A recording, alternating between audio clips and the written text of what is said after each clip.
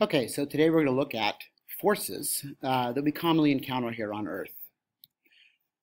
So the first counter we most commonly encounter is weight.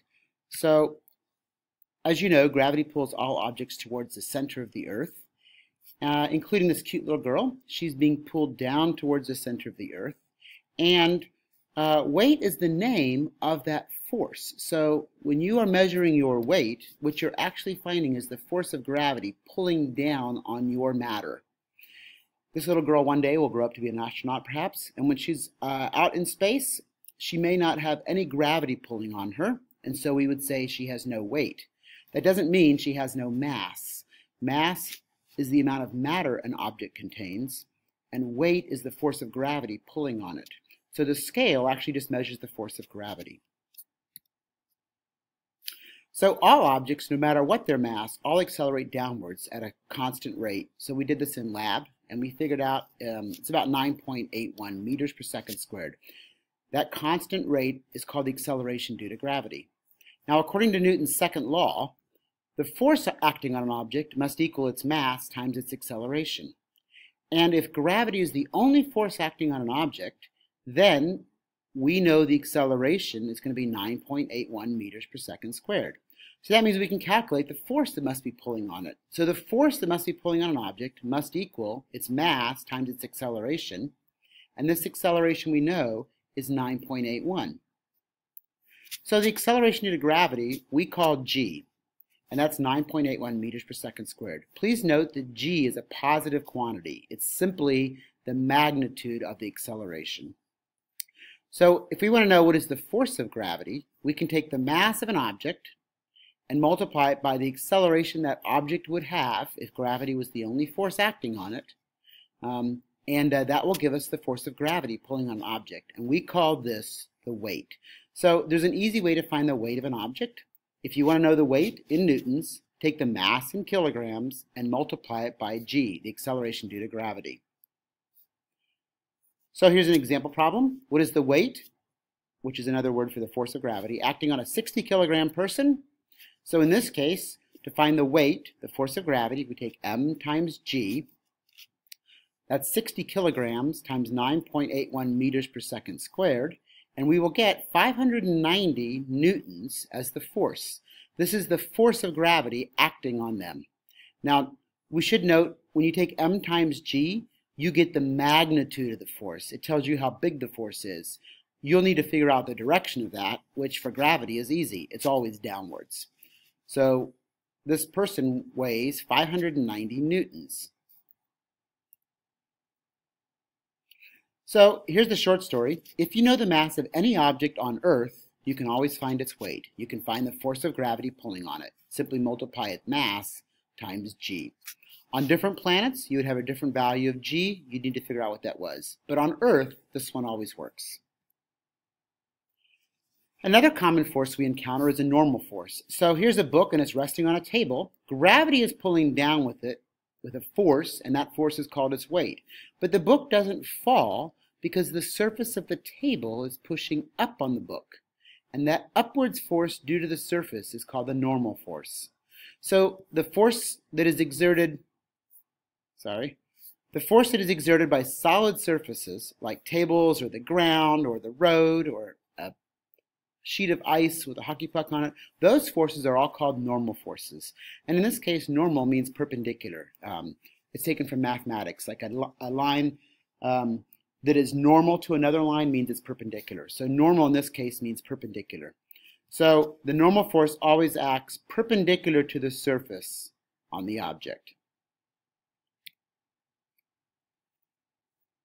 So normal forces always act perpendicular.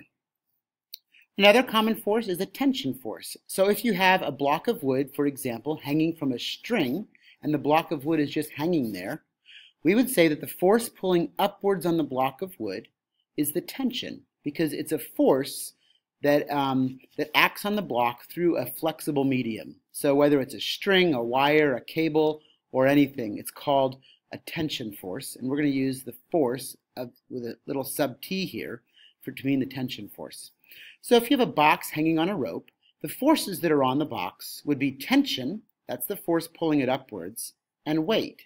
That's the force going downwards. And we'd make a little diagram that looks something like this. The force going upwards is the tension, the force going downwards. And notice these two arrows are about the same size because those forces are about the same size. They're in opposite directions.